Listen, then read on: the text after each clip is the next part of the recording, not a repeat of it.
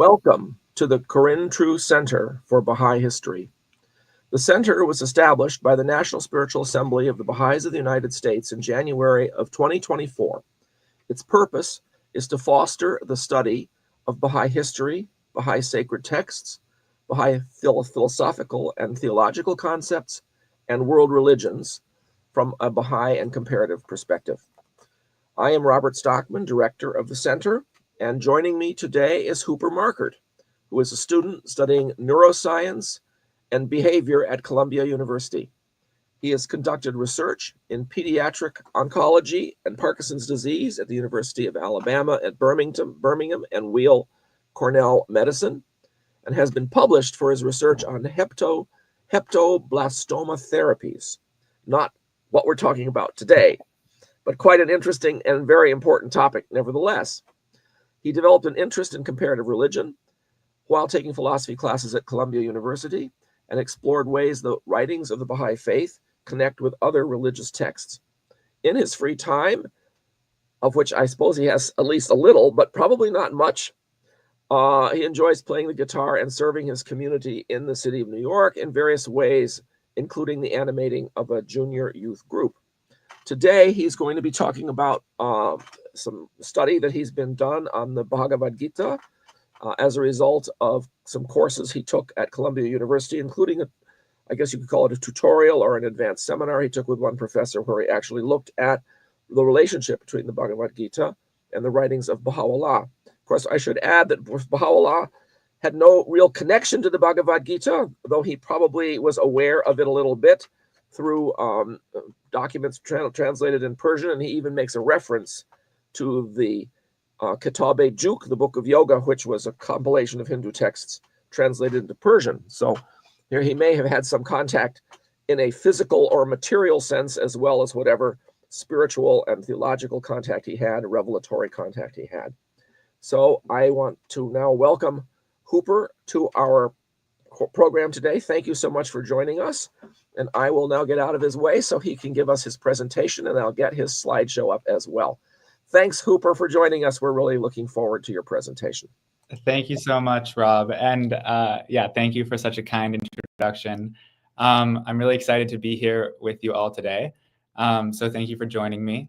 To start, I would like to sort of echo what Rob had said earlier, that I am by no means a scholar on Hinduism or an expert on the Bhagavad Gita. But I'm really excited to share with you all a little bit of what I have learned in these classes, and just to share with you all and to get a conversation started about how the Baha'i teachings overlap with those found in the Bhagavad Gita. And so I wanted to also start by sharing a little bit about what prompted me to start this project. And like Rob had shared, that this journey began for me in a course on Indian and Middle Eastern religions and philosophies. We read through sacred Hindu texts from the ancient Vedas to the Upanishads, the Bhagavad Gita, and later writings from this faith. And I found myself so struck by the parallels between the teachings of the Gita and the Baha'i faith. And these overlaps really sparked an interest for me to pursue an independent study with my professor who specializes in South Asian studies. And together we've been, like Rob had shared, working on a project and really trying to understand these overlaps. My final thesis for my college experience will be on this project. So I'm happy to share with you all what I have learned a little bit. And I also recognize that my engagement with Hinduism is still relatively recent. And I know there are others on this call probably who have a much deeper insight into the teachings of Hinduism and those of the Bhagavad Gita. But my goal today is really to simply start and offer like a starting point, an invitation to explore and reflect on these shared values together. So with that being said, I'm very excited to share with you all this webinar. entitled Bahá'u'llah's Teachings Find Expression in the Bhagavad Gita. So to begin, I've structured today's presentation to take us through a few main points. First, we'll dive into the foundational context of the Bhagavad Gita. I'll give a little bit of an introduction and share some of the themes of the text. I want to give a brief overview of the significance of the Gita within Hindu thought, particularly because it's such a central text, not only philosophically, but also spiritually and culturally. As an aside, all of the references that I'll be using in this presentation are from the Laurie Patton translation of the Bhagavad Gita, this one here. It's a very reputable translation and is used a lot in scholarly works that examine the Gita. And so for any of you who might be interested in reading the Bhagavad Gita after this presentation, I'd highly recommend this edition. After that, we will explore some of the comparative aspects that I found most interesting. We'll talk about some metaphysical questions that the teachings of the Bhagavad Gita bring up that overlap with those of the Bahá'í faith. Here on the right, I've shown a lithograph of the 10 avatars or reincarnations of the god Vishnu. And if we look on the bottom here, if you can see my pointer right here, but if not, it's the bottom middle is a representation of Krishna. The next to the right is of the Buddha. And finally is a representation of the Kalki, who is the long-awaited reincarnation of Krishna. And we'll touch on this aspect later in the presentation, but I just wanted to bring it up as a little foreshadowing of some of the things that we'll get into. We'll also cover some ethical questions and how the teachings of the Bhagavad Gita and the Baha'i teachings overlap in how they approach ethics. And we'll go into some conceptual questions as well and look at some conceptual overlaps. Finally, we'll wrap up with a reflection on why this comparison matters, what are some key takeaways for us, and how might these ideas influence our understanding of the relationship between different faiths today. So I'm excited to begin this presentation with you all. And before we start, I'd like to begin with a quote of Abdu'l-Bahá's that, in my mind, emphasizes the importance of investigating the beauty and truth in all religions. And I hope this quote can serve as a preface for the presentation and help emphasize why comparative religion projects such as this, I think, are important. So, Rob, would you mind reading this quote for us? Let us see the light wherever it shines. Let us inhale the perfume of the rose from the midst of thorns which surround it. Let us drink the running water from every pure spring. Wonderful. Thank you. All right. So with that having been said, I think we can start by delving right into the Bhagavad Gita. So a little bit of an introduction to the Gita. It is just a small part of a much larger epic called the Mahabharata. The epic poem, the Mahabharata, is one of the longest literary works in history. It's about 10 times longer than the Odyssey and the Iliad combined. And its title, Mahabharata, translates to the Great Bharat, which refers to the descendants of King Bharata. Interestingly enough, even today, many Indians will refer to India as Bharat rather than India, which shows how the roots of this story are deeply embedded in the cultural identity of that region. And so, like I was saying, the Bhagavad Gita is just one small part of the Mahabharata, and its story is set on the battlefield during the Kurukshetra war, where Prince Arjuna is about to face his own family in war.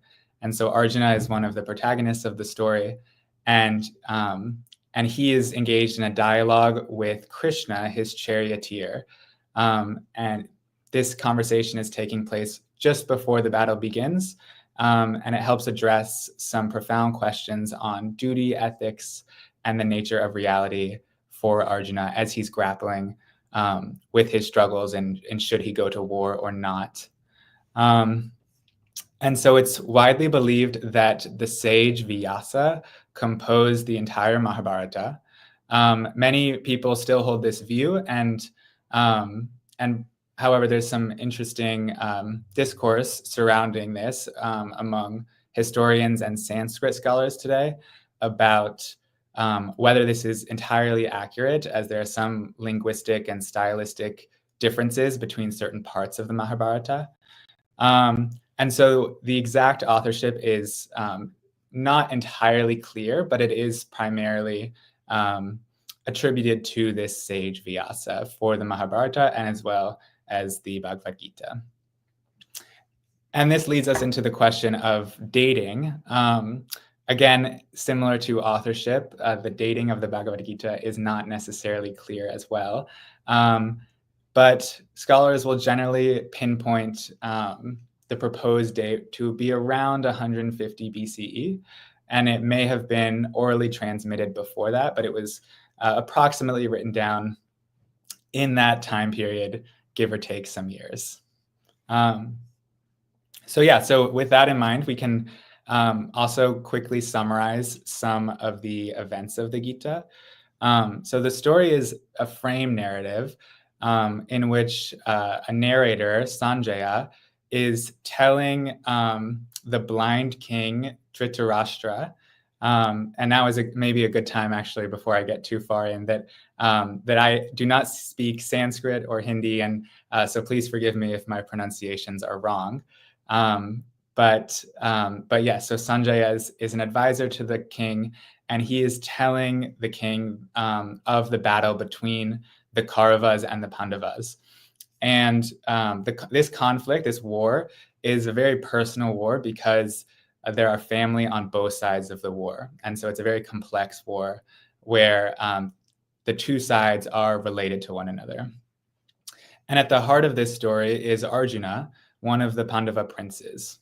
So he stands on the battlefield and he sees his relatives, his friends, his teachers on both sides of the battle and becomes overwhelmed with doubt and sorrow and wavers in his decision. Should he fight? Should he not?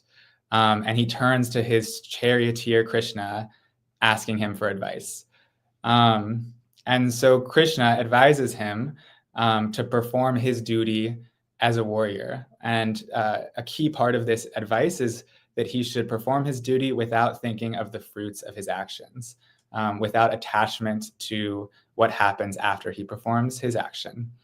And as the story continues, as Krishna's counsel grows, Arjuna gradually realizes that his friend is more than just his friend or his charioteer, but Krishna is actually a divine being, an incarnation of God.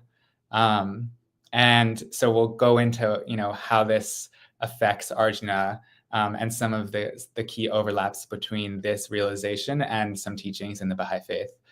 And by the end of their dialogue, Arjuna has come to internalize Krishna's teachings.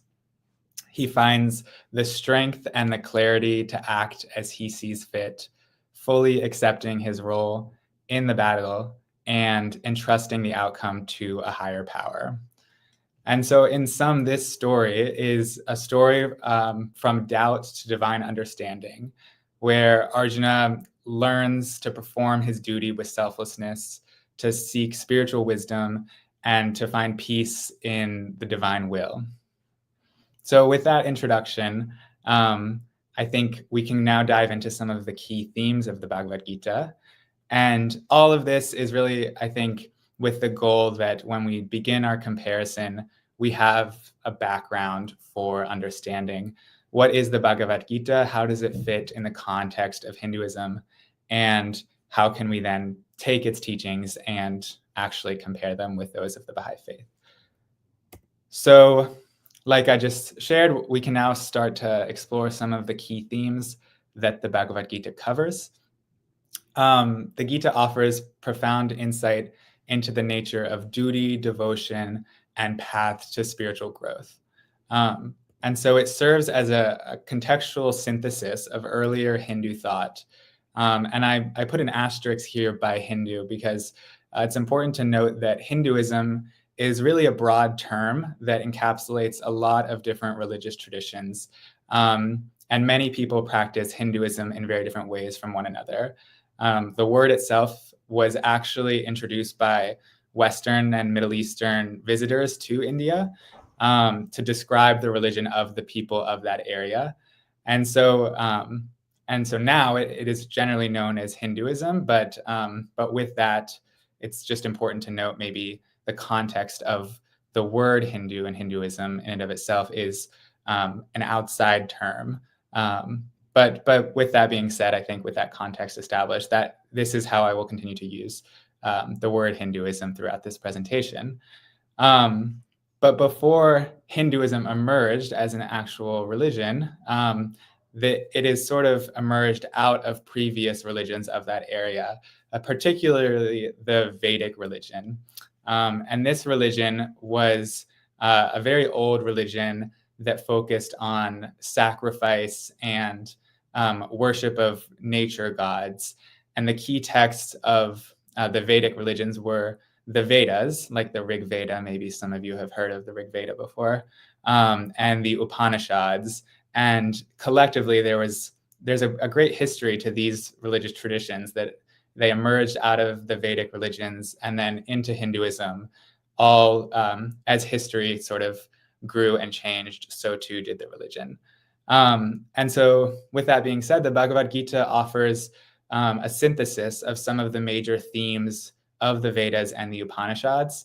And so we'll touch on some of those, but particularly the most important ones for anybody who has not read the Bhagavad Gita before is to know that there are 3 yogas or paths to spiritual progress.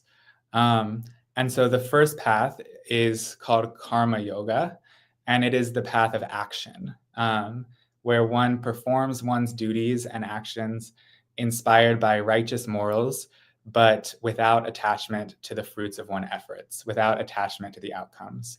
And so in this story, karma yoga is very key because Arjuna is being advised by Krishna to act without desiring the fruit of his efforts. It's a really profound teaching that highlights purity of intent rather than attachment to the result. And so that is one key path that the Bhagavad Gita proposes as a path towards spiritual progress. Another path, the next one that I will discuss, is called Jnana Yoga. And this is the path of knowledge.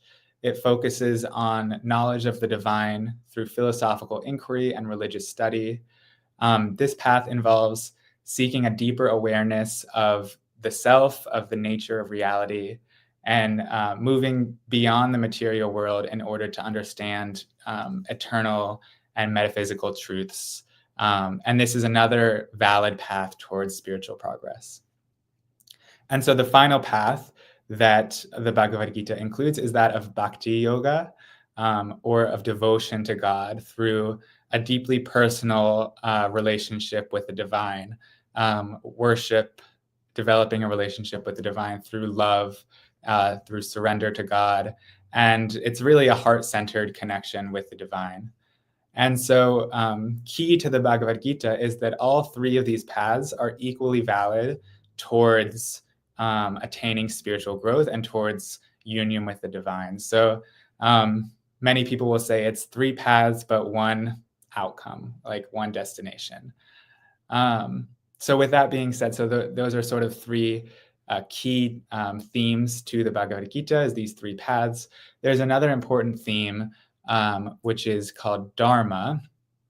And there's many ways to translate this word dharma. But one way that I'll be using it here is one's duty or righteous path. And this is a very central idea to the Bhagavad Gita, is what is your duty? What must you do in this world? And Arjuna, the protagonist, the warrior, is struggling with his own dharma as a warrior.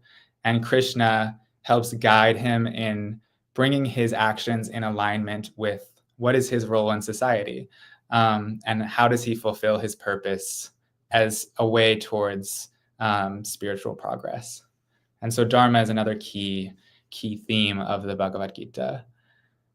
And I've included this quote here that is from the Bhagavad Gita that sort of hints on these three paths all in one sentence. And so I've added the three paths in brackets here, but it says, the one who acts on my behalf, karma, who holds me as highest, who is devoted to me, bhakti, who lets go of clinging and is free from hatred towards all beings, jnana, comes to me, son of Pandu. And so these are the words of Krishna to Arjuna, who is referred to here as the son of Pandu. And there are many epithets of these two characters that are used throughout the book.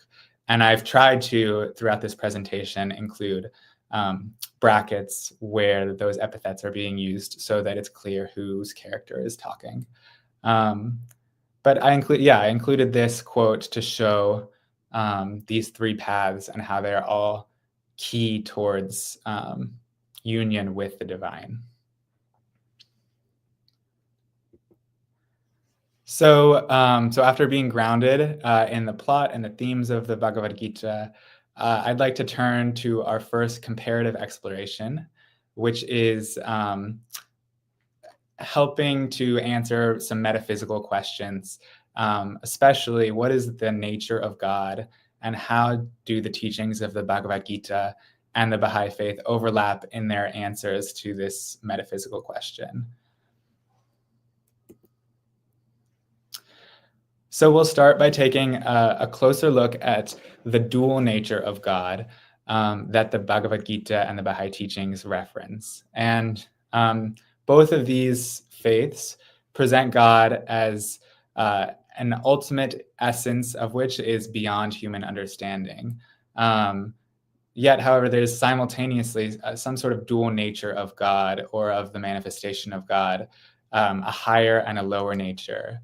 And here I've marked God/manifestation of God, as many Hindus would regard Krishna not as a manifestation of God in the same way that Baha'is would recognize Bahá'u'lláh, but as God himself. And so I think one key maybe similarity that like American listeners might be more familiar with is how Christians might view Christ is maybe a similar comparison that about God versus being a manifestation of God. And so we'll also touch on this idea that humanity often rejects God when he is manifested. So I've pulled together some quotes from the Bhagavad Gita and from the Baha'i teachings, and I've laid them out side by side. So hopefully we can go through those together and really explore these ideas together. So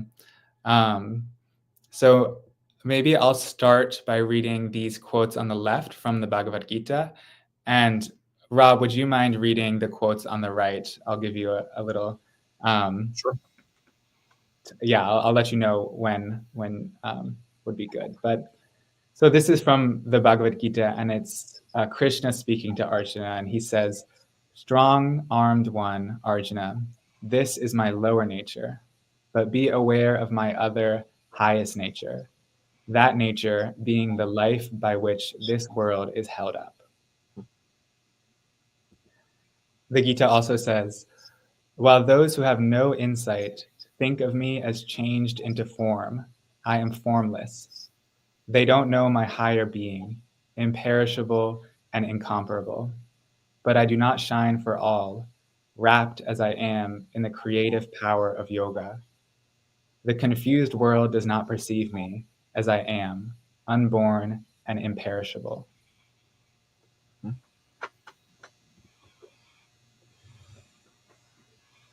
So I read now. That would be wonderful, yeah. When I contemplate, O my God, the relationship that bindeth me to thee, I am moved to proclaim to all created things, verily I am God. And when I consider my own self, lo, I find it coarser than clay. Baha'u'lláh quoted in the World Order of Baha'u'lláh. Were any of the all-embracing manifestations of God to declare, I am God, he verily speaketh the truth, and no doubt attacheth thereto. And were they to say, we are the servants of God, this is also a manifest and indisputable fact. Baha'u'lláh in Gleanings 22. Know thou of a certainty that the unseen can in no wise incarnate his essence and reveal it unto men. He is, and hath ever been, immensely exalted beyond all that can either be recounted or perceived. From his retreat of glory, his voice is ever proclaiming, quote, verily I am God. There is none other God beside me, the all-knowing, the all-wise. I have manifested myself unto men, and have sent down him who is the dayspring of the signs of my revelation. Through him I have caused all creation to testify that there is none other God except him, the incomparable, the all-informed, the all-wise, unquote. He who is everlastingly hidden from the eyes of men can never be known except through his manifestation, and his manifestation can adduce no greater proof of the truth of his mission than the proof of his own person. Baha'u'lláh in Gleanings 20. Wonderful. And so this structure, I'll sort of continue to follow throughout the course of this webinar, of having some quotes from the Bhagavad Gita compared directly on the same slide with quotes from the Bahá'í teachings. But I think this is a beautiful way of seeing directly how this concept of a higher and a lower nature of God is expressed in both faiths. And so the next concept that I'd like to go over that's similar is the nature of God in a mystical way. If God is somehow unknowable, how do we know God? And there are ways that God's attributes can be manifested in the world in ways that we as humanity can perceive. And so in this case, I've included two examples, one from each faith that uses either natural phenomena or symbolic imagery to help us as humanity understand this deeply complex essence of God, or how do we understand God as a mystical entity.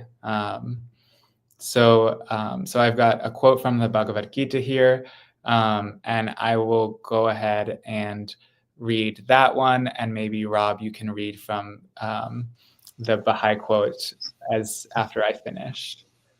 So our Krishna in the Bhagavad Gita says, "Son of Kunti Arjuna, I am the taste in the waters, the radiance in the sun, and in the rabbit-marked moon, the sacred syllable Om in all the Vedas, the sound in the air, and the virility in men." From the Bhagavad Gita, chapter 7. I am the mystic fane, which the hand of omnipotence hath reared. I am the lamp which the finger of God hath lit within its niche, and caused to shine with deathless splendor. I am the flame of that supernal light that glowed upon Sinai in the gladsome spot, and lay concealed in the midst of the burning bush. The Bahá'u'lláh. All right. Thank you, Rob. So these two quotes, I think, help us see how we can connect with God on a way where God is not some distant, unknowable force, but a God that is deeply personal and one that our hearts can connect to in ways that we can understand. And so the final concept in the way that we can understand the nature of God that I'll explore here is that of a theophany. Moments when God's nature is vividly revealed in a way that profoundly impacts the individual who's there. And Both the Bhagavad Gita and the Bahá'í writings describe encounters similar to that of a theophany, or just a moment where one is so overwhelmed in the presence of divinity that there's a big emotional impact and a transformative effect on the viewer.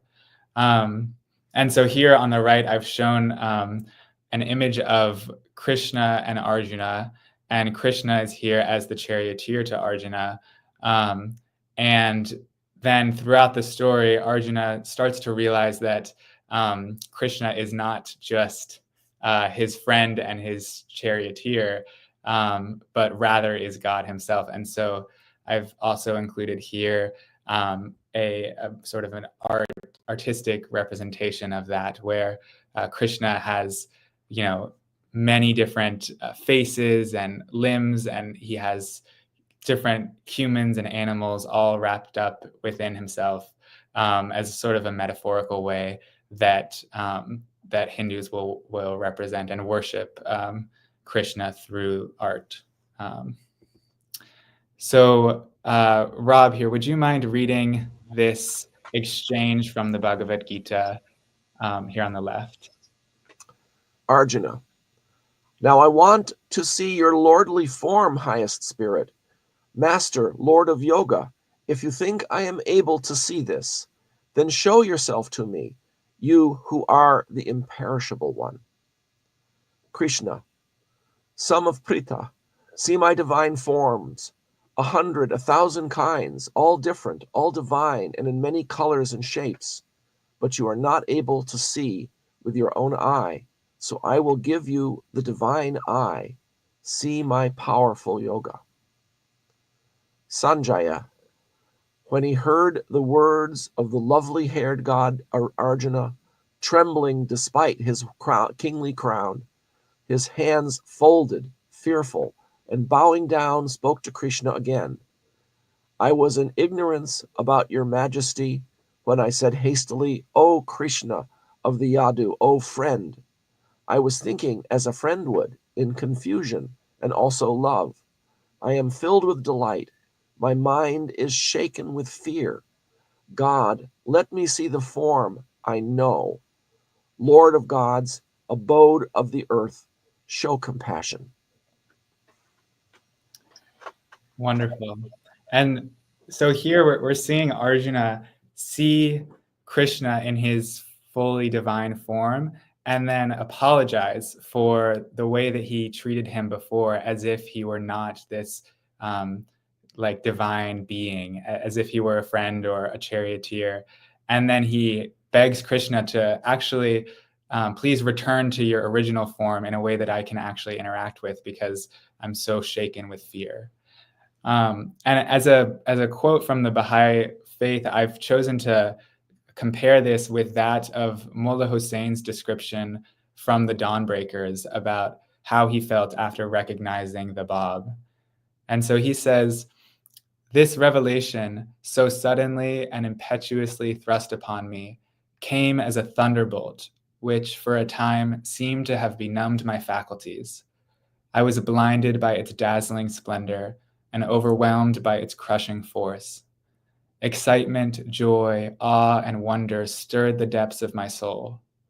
Predominant among these emotions was a sense of gladness and strength which seemed to have transfigured me. How feeble and impotent, how dejected and timid I had felt previously.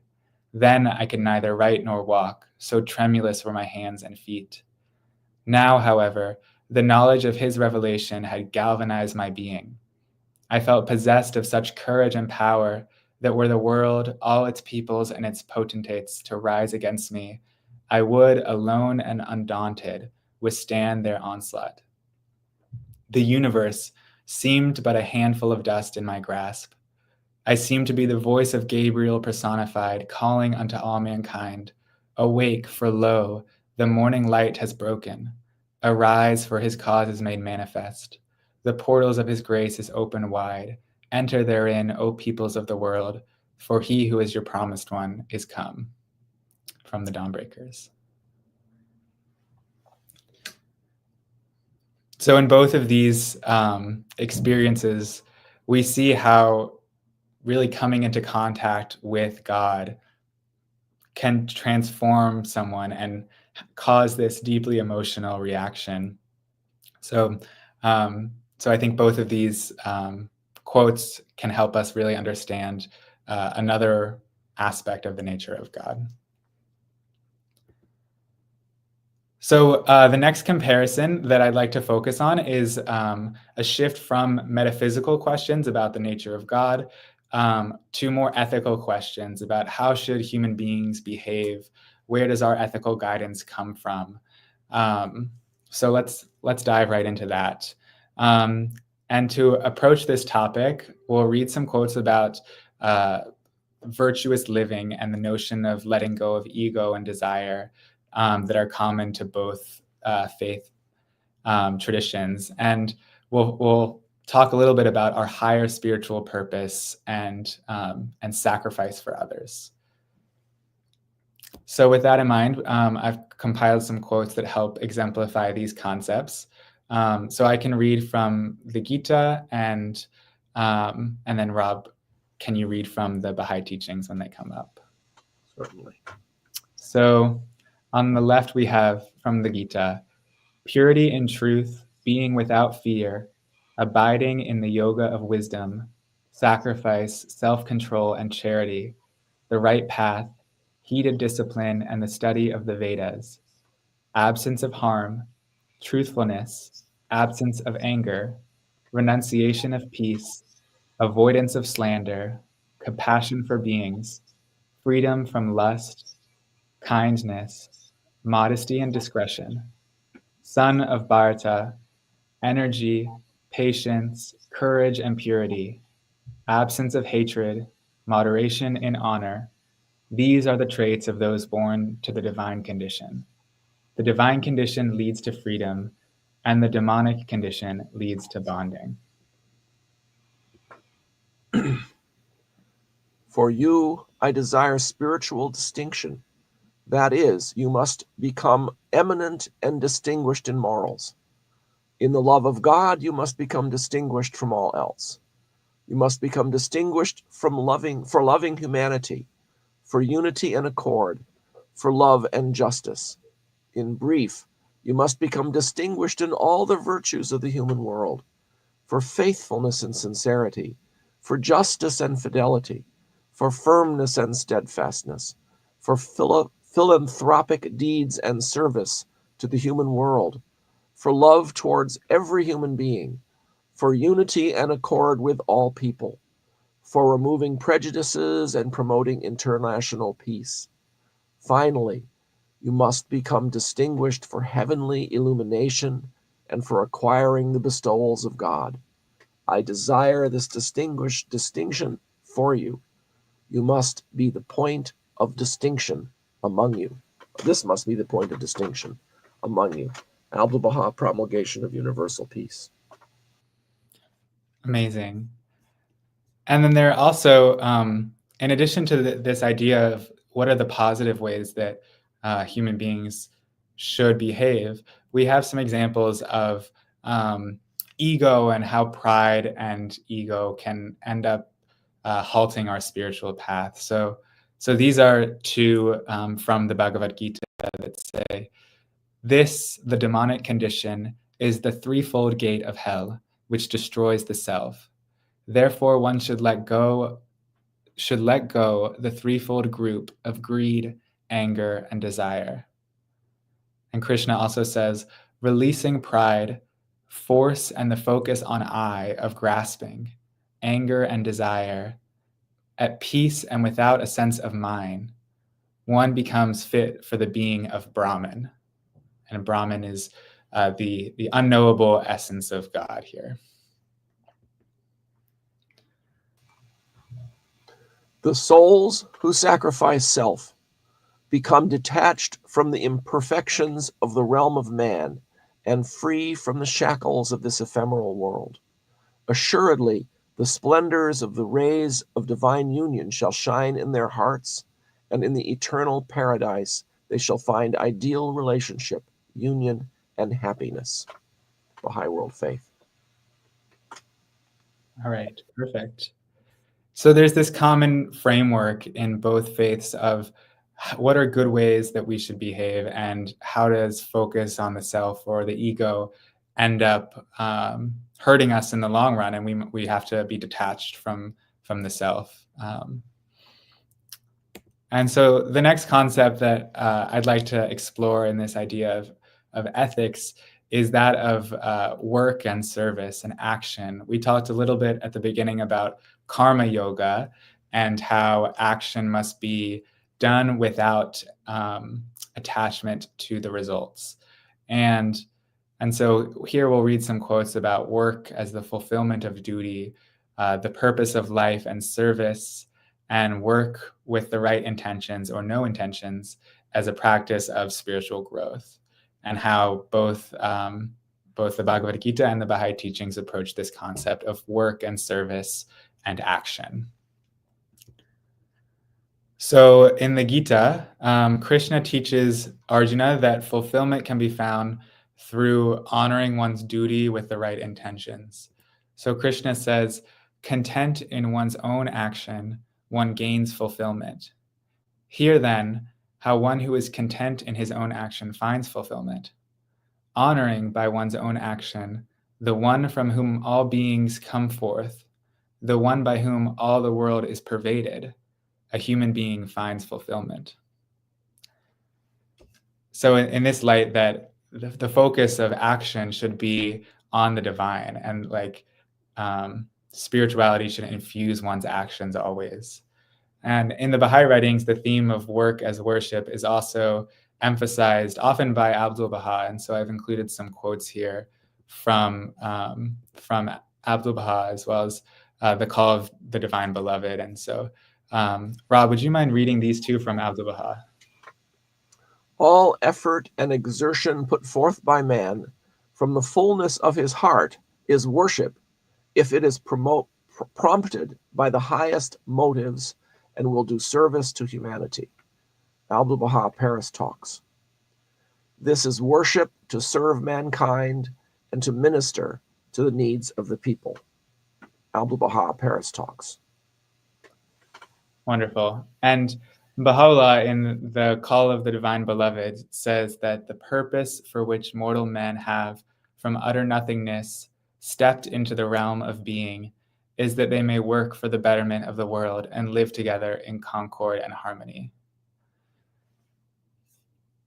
And so through these teachings in both the Gita and the Bahá'í texts, we are guided towards a sense of selfless service, where our actions are underlied by spirituality, and this action allows us to grow spiritually.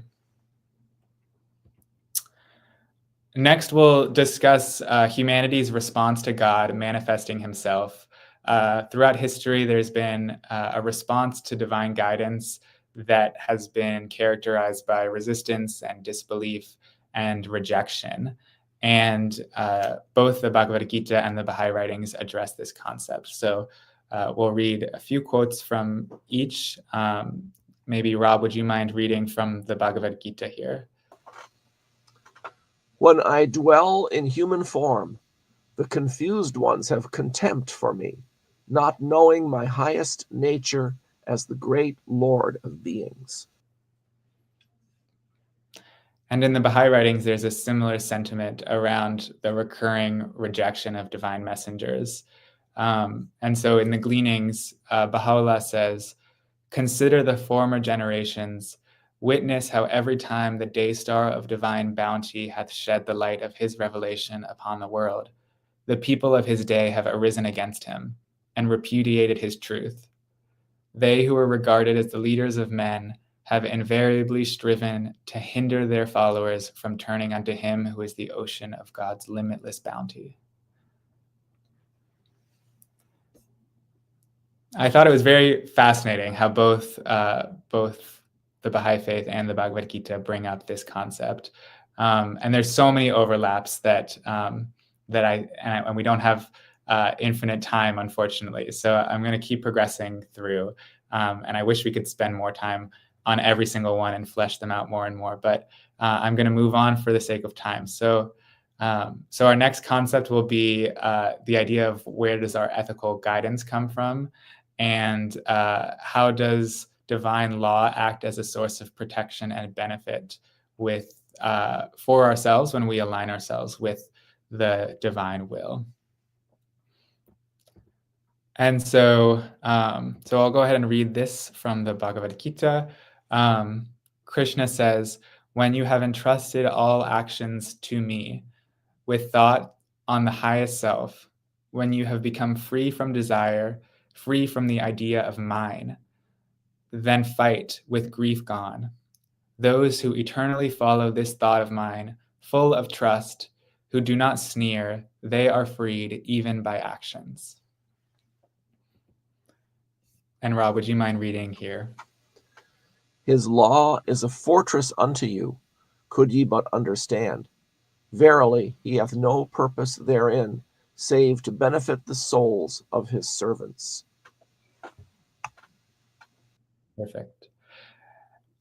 So this idea that that these spiritual beings will bring to us laws and teachings by which, if we follow, we are freed by our actions. So that's a similar concept between both teachings. And so the final question that this presentation will go into, the final comparative consideration, is that of certain conceptual questions. How does time work? Specifically, this idea of samsara, which we'll get into, and its relationship to progressive revelation. We'll also talk about what is the mystical nature of duality, and some ideas of mysticism and seeing through contradiction that both teachings exemplify. So we'll start here with the nature of time, and this is actually personally probably my favorite part of this presentation. So I'm excited to share it with you all. But an important part of the Hindu teachings in the Bhagavad Gita is that of the cycle of time. And so this concept of samsara in the Hindu teachings is that of the cycle of birth, death, and rebirth that governs the universe. And so within this cycle, individuals will undergo various experiences across their lifetimes, moving in general, in some towards spiritual growth within each cycle. And so additionally, there's this concept that divine guidance is reintroduced in each age to help humanity according to God's will. That divine guidance reemerges periodically and is tailored to address the particular state of humanity at that time, which is a really beautiful alignment with the notion of progressive revelation, where God sends messengers or prophets periodically to renew and elevate humanity's spiritual understanding. So we'll get into some quotes here that sort of help us understand the nature of time in the Bhagavad Gita and how it can relate to the Baha'i teachings. And the first that I'd like to explore is that of a spiritual winter time, or the time before God's teachings come to humanity. And so, Rob, would you mind reading here from the Gita? Son of Bharata, Arjuna, whenever there is a decline in dharma and the absence of dharma increases, I create myself. I come into being from age to age with the purpose of fixing dharma as a refuge for those who do good and as a doom for those who do evil. Perfect. And in comparison to this idea of Krishna creating himself when there's a decline in the world of dharma, of spiritual duty, and people are lost, Abdu'l-Baha in the Paris Talks says, God leaves not his children comfortless, but when the darkness of winter overshadows them, then again he sends his messengers, the prophets, with a renewal of the blessed spring. The sun of truth appears again on the horizon of the world, shining into the eyes of those who sleep, awakening them to behold the glory of a new dawn. Then again will the tree of humanity blossom and bring forth the fruit of righteousness for the healing of the nations. So in both these quotes, we see that when humanity is struggling and in need of divine guidance, that God will appear to humanity to guide it along its path from a spiritual wintertime to that of a spiritual springtime. And so there's also, similar to this idea of how does time work, there's a very interesting exchange in the Gita that hints at an idea that's very similar to that of progressive revelation. Krishna here is explaining that he taught these same spiritual principles that he is explaining to Arjuna. And he taught them years and years and ages ago to beings far, far in the distant history. And Arjuna is confused and sort of points out the inconsistency in Krishna's timeline. And he's saying, Krishna, that doesn't make any sense. Like, you weren't alive back then. And Krishna teaches Arjuna that he reappears in age after age in a new form or a new avatar in a manner that's very, very interestingly consistent with this idea of progressive revelation.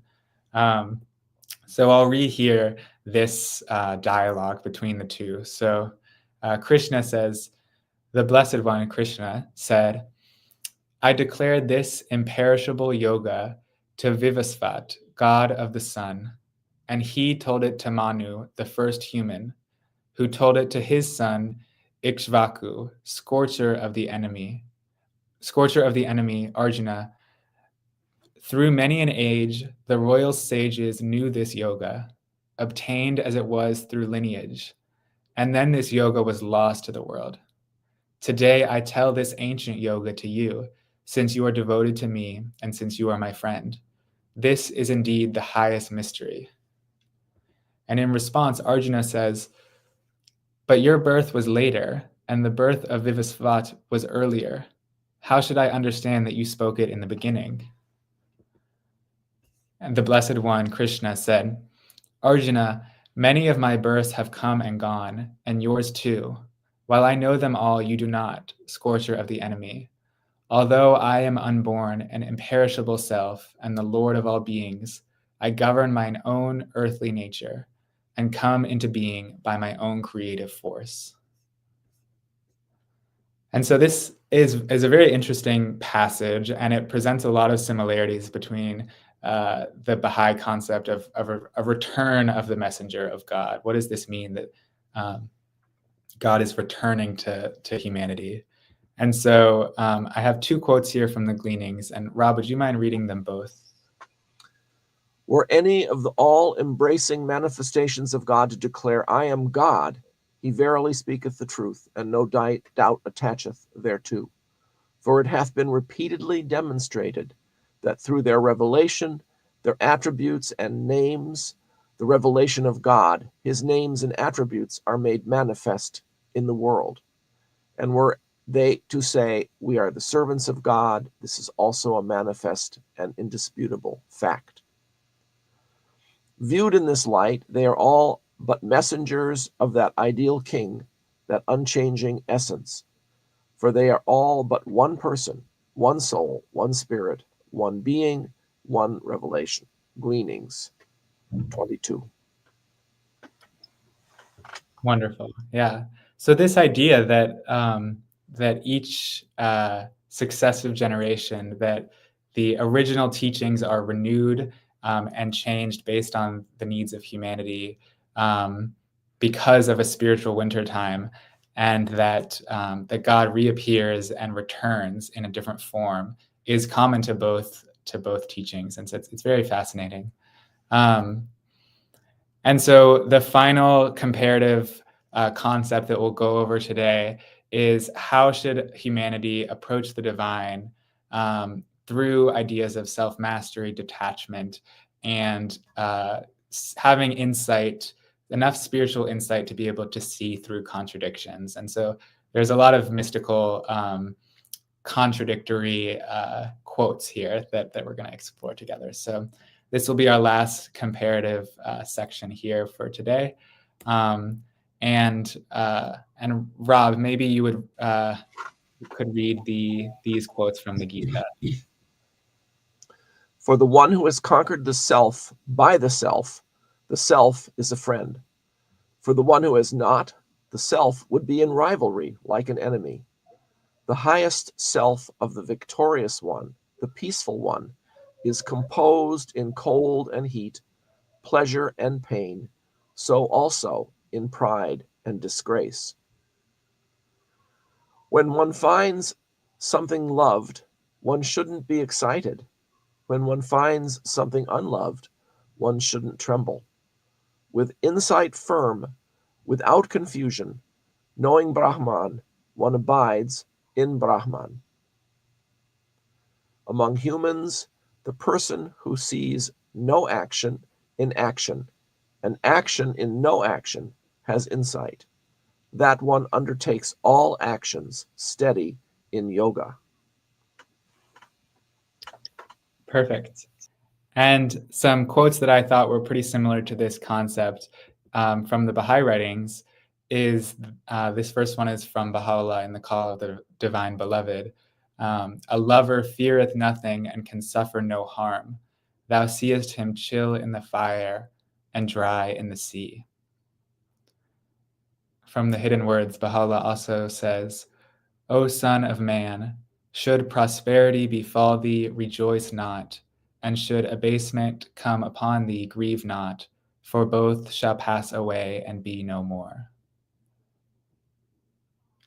So we're seeing here in both of these, in all of these quotes from both faiths, an idea that some sort of spiritual insight can allow people to rise above apparent contradictions like cold and heat, pleasure and pain, chill in the fire, dry in the sea, and to be steadily focused on the end goal rather than being caught up in if prosperity befalls thee or if abasement comes upon thee, finding something that is loved and not becoming excited, or finding something unloved and not trembling.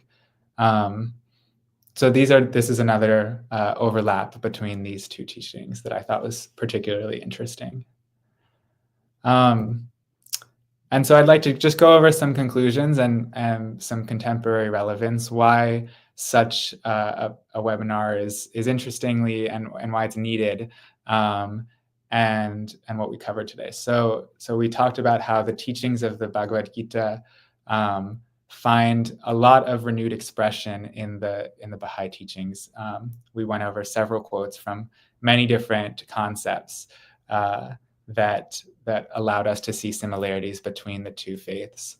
I also wanted to share here, in a brief aside, that the Baha'i teachings also refer to Baha'u'lláh as the return of Krishna. And we talked at the very beginning of this seminar of this lithograph on the top that we have progressive reincarnations of Krishna, or of the god Vishnu in different forms, and one of those is Krishna. And Kalki is the final form, the 10th avatar of Vishnu. And from the Encyclopedia of Ancient Deities, Kalki is said to, his advent will, quote, end evil and wickedness in the world, and the world will be born anew.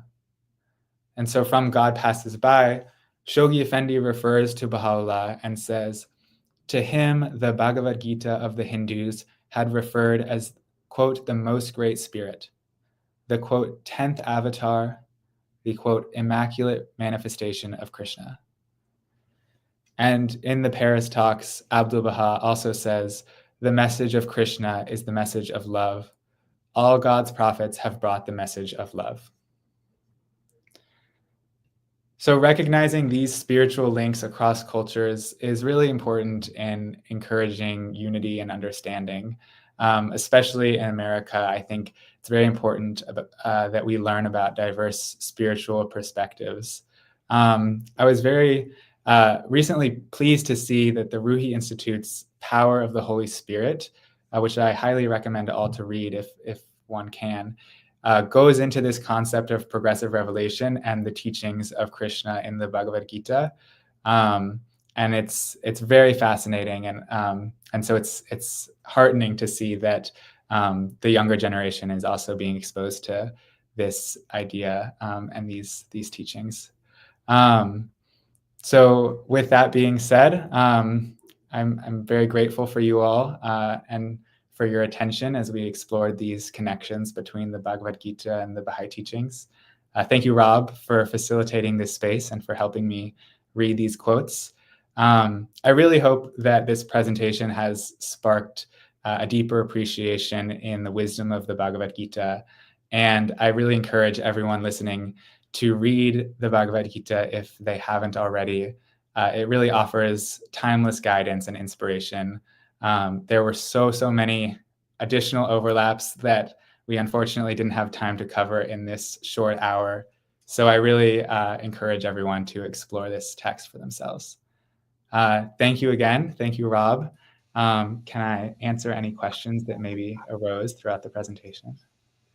Thank you so much, Hooper. We have lots and lots of comments, and they're actually pouring in right now, which is good to see. You actually, I think, had the biggest audience we've had so far in any of these webinars, I should add. And I'm very delighted to notice that. The parallels you presented were fascinating and really did, I think, bring out the important similarities and parallels between aspects of Hinduism, especially in the Bhagavad Gita, and the Baha'i writings. So for that, I am very grateful. And all these people are saying, very interesting presentation. Thanks so much. Thank you. Very interesting. Thanks, Hooper. Thank you. Very precious, wonderful presentation. Thank you. Actually, they moved so fast that I can't even keep up with them all. I won't even quote family members in this case either. These are all other people. The number of comments are so many that I'm not altogether sure where the questions are, because people have been burying them with all of their other comments. One person, Stuart, notes that Ram Das had recommended Juan Mascaro's 1963 recommended Juan Mascaro's translation of the Bhagavad Gita, and that's another one. I have the Penguin edition here. For that matter, I have the Hare Krishna edition too, for that matter. They have very pretty pictures. And so there's really quite a few different versions that are available of that. Let's see, carried out any of the slides. I'm looking to see if there's any particular comment right offhand. The first, a lot of these are just sort of just general comments, and now I can't really connect them to what they were given at the time when you were speaking, so I can't connect them back to specific slides. So let me go down to the bottom and let people add questions down there as we go. At least I'm hoping so. One person is recommending a video synopsis of the Mahabharata on YouTube, which is good to know. I know someone actually broadcast live over Indian TV the entire Mahabharata, and it took like a day and a half, or it took 10 hours or something. An incredibly long thing. But Shiva says, thank you, Hooper. This has been a very eye-opening. Is there a chance there will be a part 2? Maybe, yeah. I'm happy to discuss with you, Rob, about that. I have yet to finish my thesis, and so I'm sure that in the time that I work on it over the coming months, that there will be new things that I learn. So yeah, we can discuss that for sure. That'd be good. I should add that as Hooper and I have discussed already, there is a work being done by 2 Baha'is of Indian background on a book about the Baha'i faith in Hinduism. And when that comes out, we will all know much more about the subject, and we will plan on doing a webinar with them as well, I think sometime in 2025, but I haven't heard the details other than what I've just given you. Let's see. Someone asked about whether there's any non-dual Hinduism paths that were going to be discussed in this lecture. Yeah, that's very interesting. I didn't get to touch on any of those, but I think it's, if we do a part 2, Rob, it's something that I'd like to explore more. about dualism and non-dualism, and it's a very fascinating idea. So unfortunately, I didn't get to go super in depth into it today, but maybe if we do additional webinars or something, we can go further into that. Yeah. I take it that the Bhagavad Gita itself is not particularly non-dual as well. Yeah, it's very different in comparison to some of the other Hindu texts. Like Krishna is presented very much as a personal god, and there's been a lot of religious scholarly debates, particularly by Christian scholars, that compare Krishna in the Bhagavad Gita to Jesus as a personal god. But that being said, Hinduism is full of non-dualist teachings, and so we didn't get to discuss that so much in the Gita, but it's very an interesting concept to think more about. Yeah, the theological diversity of Hinduism is truly remarkable, and it's something that Baha'is are not used to. They're used to thinking that religions tend to be fairly lineally consistent, I guess you could say. And Hinduism is an immensely diverse thing. I often have said to my students, the answer to the question are Hindus monotheists, polytheists, or monists is yes. Yes. So, so people have to get used to the fact that there are really very, very widely different views within the Hindu tradition that exist. Let's see. I'm seeing what other questions we have here. Would you say that the number of Baha'is in India is due to this comparative argument in scriptures, or more a result of the Baha'i diaspora, so to speak? That is a fascinating question, one that I unfortunately cannot answer. I actually don't know much about about the history of the Baha'i faith in India, but I think maybe Rob, you had mentioned that there are some people who are writing a book about this concept, and I'm hoping that when that book comes out, we can also ask them, and I'm sure there's additional histories and stuff that I haven't read up on, but I'm interested in that as well. So yeah, sure. I think the reference to the diaspora would be a reference to Persians settling in India, and of course, the vast majority of Baha'is in India are not of Persian background or even of Muslim background, but are indigenous people of Hindu background. So I think that's part of Stuart's answer there. And of course, the faith has been growing very rapidly in India, with India, the United States, and Congo being the communities in the world with the most number of core activities. So apparently there's like 100,000 alone in New Delhi. So it's an enormously successful community in that sense. People ask whether this will be available later. Of course, as it will indeed be on our YouTube channel. It already is and will continue to be on our YouTube channel. So it'll be available. We'll also make the PowerPoint available, and we will also make the audio version available on our SoundCloud account. So you'll be able to follow it in all of those different ways. I'm trying to see what else that ought to be mentioned here from all these marvelous questions and comments. Have you looked at all into, for example, the Vedas or the Upanishads, and sought any parallels that you can find in those particular texts?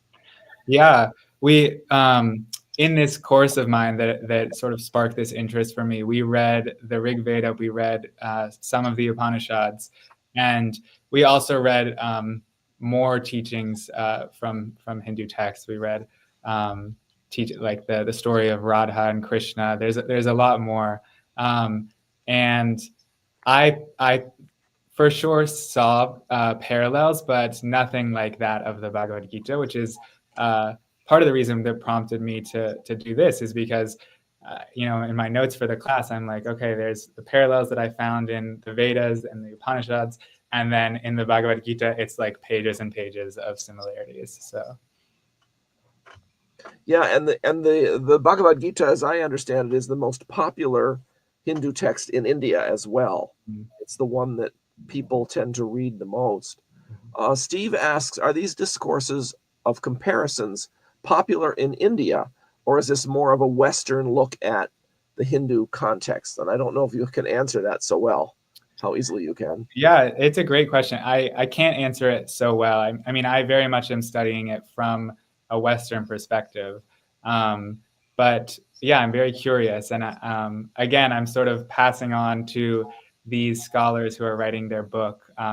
They're from India and they have more experience from that. So we'll see. But yeah, I can't answer it for sure. I also see the recommended version of the Gita has come up. This is, there's so many good ones. The one that my professor has recommended for me is the Laurie Patton translation. We are working with that, but there's also, like you had said, Rob, there's many, many translations, and they're all pretty good. Yeah, the translations of the Bhagavad Gita into English go all the way back into probably like the 1870s or 1880s. So there have been a lot of translations that have been completed. The Sacred Books of the East series, which came out in the late 19th century, included the Bhagavad Gita, as far as I know, and that was a massive, 30 or 40 volume series of texts from Hinduism, Buddhism, and other Eastern traditions. So the Bhagavad Gita has been available for a long time. In fact, I think the Transcendentalists were even interested in the Bhagavad Gita in the early 19th century. They must have had some access even then. So it's a very popular text really all around the world. Mehran says, is there a possibility that because of the concept of the oneness, that humanity as one attracted to people who have been oppressed for generations? I guess is mean that the oneness of humanity has attracted many people of Hindu background to the faith, I think is what he's saying. Yeah, I'm sure that has been part of it. I mean, I think that's an attractive teaching that hits everyone's hearts of the oneness of humanity. So yeah, I have no doubt that is probably part of it. I'm looking to see what other questions we might have here. And right offhand, there's lots and lots of comments. Like I said, a lot of people really are gushing about this, and I join them that way. It really has been a marvelous presentation, and I think a very effective one that will cause people to think about the relationship between the Baha'i faith and Hinduism for quite a long time. I think we pretty much are at an end here in terms of comments, at least as far as I can see. So I will turn back to a few other things to mention. Next week, we will hear from Dwayne Herman, who will talk about the growth of the Baha'i faith in Kansas and why it was that Barbara Ersum, who was a prominent person in a little town called Enterprise, Kansas, would invite Ibrahim Corella to come from Chicago to her little town in the middle of Kansas to teach the Baha'i faith in 1898. So it's quite an intriguing little story about the growth of the faith and a good example of local Baha'i history that we're going to continue to encourage.